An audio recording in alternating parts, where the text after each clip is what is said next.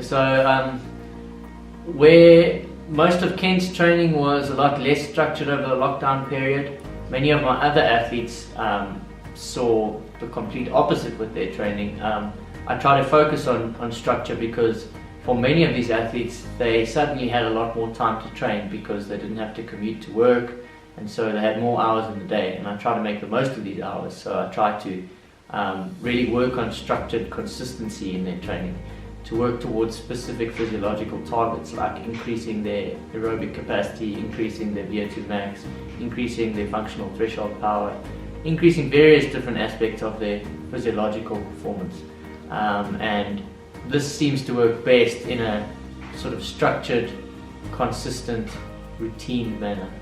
Most athletes have seen big improvements during lockdown, and I think many of them, it's because their training's been more consistent for a longer period of time than it would have been prior to lockdown, because there aren't outside distractions to their training.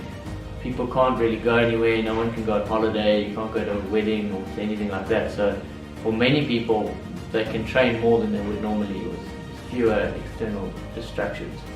What's very important as a coach is you need to realize that every athlete is an individual, and there are very many inter-individual differences that we seldom realize or we sort of take for granted. So it's important to constantly monitor an athlete's physiological performance, see how they're managing, see how their heart rate responds to certain power intensities or pace intensities that they're running,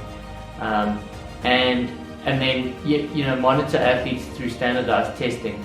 I find RAM test protocols and FTP tests are quite good, but also over this lockdown period I found that using races as markers of improvement has really helped. So a lot of my athletes have done Zwift races, and I've seen they've managed peak power values for various different durations across their power duration curve, which is good to see. And I believe this is because psychologically, when someone is racing, they're able to overcome the pain, and the suffering of going hard, because they're not focused on the number as such. They're just focused on staying with the person in front of them.